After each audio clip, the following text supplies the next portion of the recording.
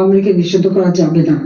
উচ্চ আদালত থেকে যখন এই রায়টা চলে আসলো, তারপরে কোন ক্ষমতা বলে ওই খুনি ফ্যাসিস্ট সুদখোর ক্ষমতা লোভী ইউনূস ক্ষমতা দখল করেছিল অবৈধভাবে অসাংবিধানিক ভাবে। স্বরাষ্ট্র মন্ত্রণালয়ের একটা আইন মাধ্যমে আওয়ামী লীগকে নিষিদ্ধ করে দিয়েছে। এবং এত বারবার প্রথমে আওয়ামী লীগের কাজকর্ম স্থগিত করা হয়েছে, আবার ঠিক নির্বাচনের আগে ইউরোপিয়ান ইউনিয়নের সাথে বললো কি না, আওয়ামী লীগ নিষিদ্ধ ইলেকশন করতে পারবে না। আওয়ামী লীগ নিষিদ্ধ করবার সে কে? আর ইতিহাস বিকৃতি, এতে তো বিএনপি চ্যাম্পিয়ন জিয়াউর রহমানকে স্বাধীনতার ঘোষক বানায়। 25শে মার্চ জাতির পিতার নির্দেশে সারা বাংলাদেশে অগণিত আওয়ামী লীগের নেতাকর্মী জনতা মিলে যখন ব্যারিকেড সৃষ্টি করছে, তখন পাকিস্তানি সেনাবাহিনীর একজন অফিসার হিসেবে কত গুলি চালিয়েছে, কত বড় চট্টগ্রামে যারা আছে তারা বলতে পারবে। এখন আমাদের আমেরিকায় অনেকে আছেন, ওই সেই সময় চট্টগ্রামে ছিল সোয়াত জাহাজ থেকে অস্ত্র নামাতে, ওই রাত্রে তাকে ওখানে ব্যারিকেড দেয় এবং তাকে সেখানে ঘেরাও করে ধরে রাখে যে অস্ত্র নামাতে পারবে না, পড়তে যেতে পারবে না। আমাদের মঈনুদ্দিন খান বাদলও কিন্তু তার সাথে ছিল। জাতির পিতা বঙ্গবন্ধু শেখ মুজিব যখন পাকিস্তানিরা 25শে মার্চ রাজারবাগে আক্রমণ শুরু করে, পূর্ব পরিকল্পনা অনুযায়ী বঙ্গবন্ধু শেখ মুজিব তখন স্বাধীনতার ঘোষণা ইপিআর, এখন যে বিজিবি পিলখানা, সেখানে সুবেদার major Shawkat Ali wireless set নিয়ে বসেছিল, তার কাছে বার্তাটা পাঠায়। আরেকটি ওয়্যারলেস সেট ছিল ওয়ারিতে বলদা গার্ডেনে, সেখানে একজন ইঞ্জিনিয়ার সেখানে অপেক্ষা করছিলেন। এই ওয়্যারলেস এর মাধ্যমে মগবাজার যে ওয়্যারলেস স্টেশন, তার মাধ্যমে সারা বাংলাদেশে প্রচার করা হয়।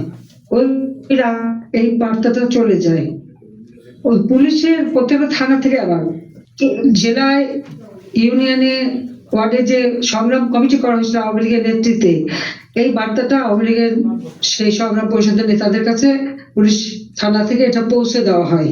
আওয়ামী লীগের নেতাগুলো তখন যে যেভাবে পেয়েছে, হতো মাইক দিয়ে সারা দেশ ব্যাপী এটা প্রচার করে। 26 তারিখ পুরো 2:30টার সময় কালুঘাট বেতার কেন্দ্র চালু করে 1টার মধ্যে সব নেতারা পৌঁছে যায়। আওয়ামী লীগের সেক্রেটারি এম এ হান্নান, তিনি প্রথম বঙ্গবন্ধুর এই স্বাধীনতার ঘোষণা এবং এক এক অন্য নেতার উপস্থিত তারা পাঠ করতে থাকে। জহুর আহমদ চৌধুরী সাহেব একসময় বলেন যে এখানে যদি একটা আর্মি অফিসার হতো, তাকে দিয়ে বলতে গেলে বলাতে পারলে যুদ্ধ যুদ্ধ মনে হতো।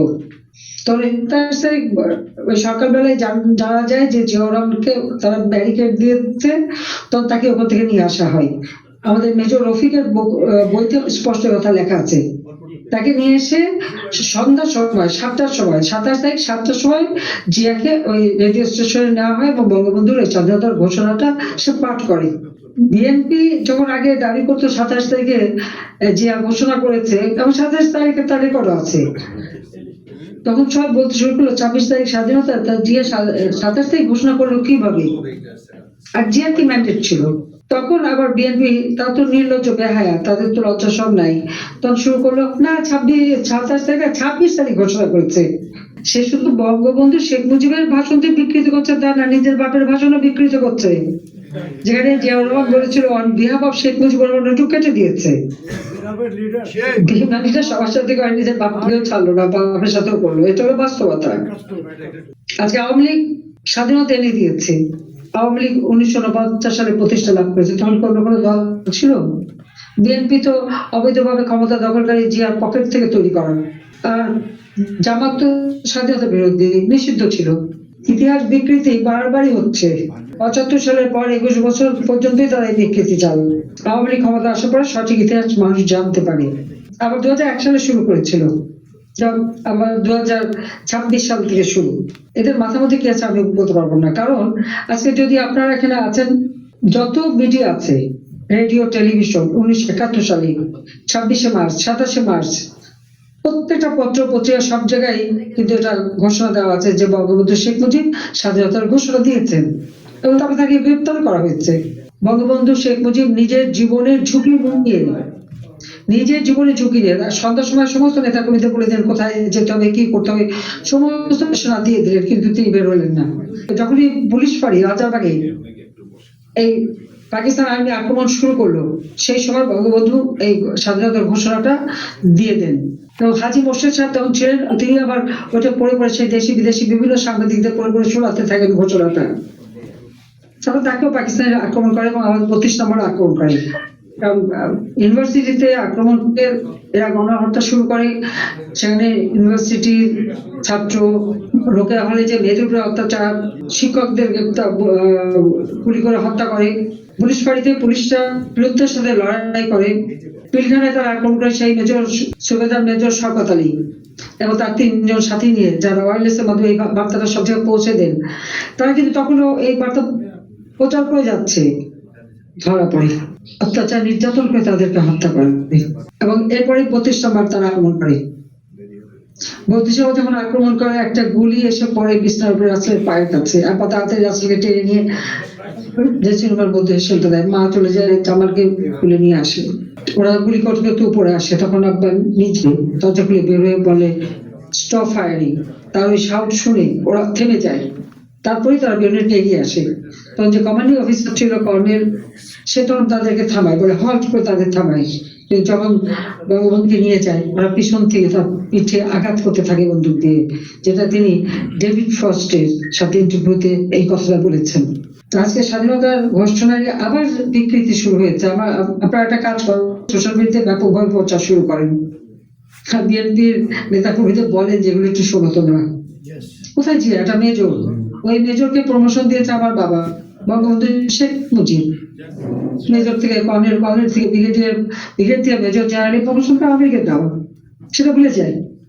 যাক, আমি আর বেশি কথা বলতে চাই না। আজকে আমাদের স্বাধীনতা দিবস, এমন একটা অস্বাভাবিক পরিস্থিতিতে এই স্বাধীনতার এত বছর পরে আমাদের পালন হবে। আর সেখানে যে আওয়ামী লীগ স্বাধীনতা এনে দিল, সেই আওয়ামী লীগ কিন্তু করা হলো। আওয়ামী লীগ থাকবে। আওয়ামী লীগ এদেশের মানুষের ভাগ্য পরিবর্তন করেছে। আওয়ামী লীগ যেমন জাতির পিতা বঙ্গবন্ধু শেখ মুজিবের নেতৃত্বে স্বাধীনতা এনে দিয়েছে, দেশকে সর্বোন্নত দেশে উন্নীত করেছে।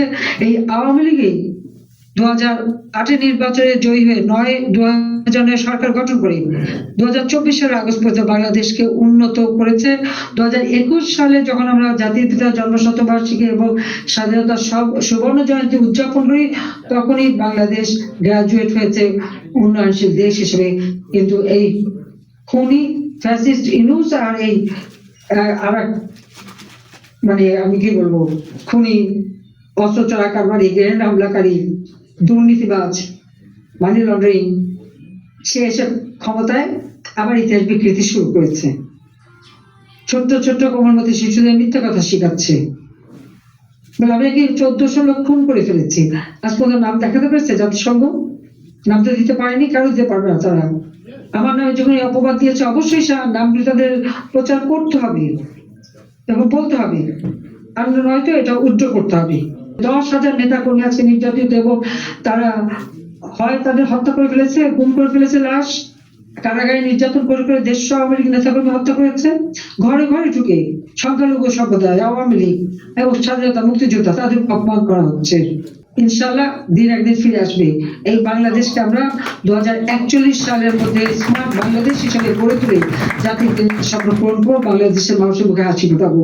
ঘরে ঘরে আলো জ্বেলেছিলাম, চিকিৎসা সেবা জনগণের দুর্গে পৌঁছে দিয়েছিলাম, খাদ্য নিরাপত্তা দিয়েছিলাম, শিক্ষা, স্বাস্থ্য, অন্ন, বস্ত্র সবকিছু ব্যবস্থা করেছিলাম। 18% দারিদ্রের হার নামিয়ে এনেছিলাম।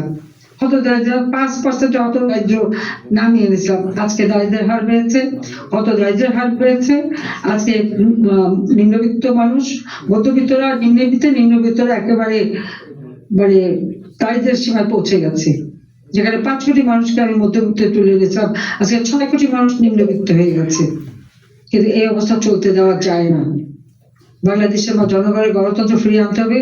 ওই 12ই ফেব্রুয়ারি নির্বাচন, যেটা খালেদা জিয়া করেছিল 96 সালে 15ই ফেব্রুয়ারি, আর এবার তারিখ যে ইলেকশন হলো 12ই ফেব্রুয়ারি, সে ভোটারবিহীন নির্বাচন, এটা ভাওতাবাজি নির্বাচন, সেখানে আওয়ামী লীগ নির্বাচন করতে পারবে না, জনগণ ভোট দিতে পারবে না, সেখানে নির্বাচন কিসের? আজ পর্যন্ত কোনো সেন্ট্রাল ওয়াইজ কোনো ফলাফল দিতে পারলো না। এই হলো নির্বাচন অবস্থা। এই অবস্থা থেকে দেশকে মুক্ত করতে সকলকে ঐক্যবদ্ধ হতে হবে। মুক্তিযুদ্ধের চেতনায় আমাদেরকে আবার ঐক্যবদ্ধ হয়ে আন্দোলন সংগ্রামের মধ্য দিয়ে জনগণের অধিকার প্রতিষ্ঠা করতে হবে। ইনশাল্লাহ আমরা অবশ্যই আওয়ামী লীগ জনগণের পাশে থাকবে এবং জনগণের সফলতা এনে দেবে। বিজয় দিবস, আমাদের এই স্বাধীনতা দিবসে জনগণের প্রতি আমার সেই আহ্বান রইল। সবাইকে ধন্যবাদ।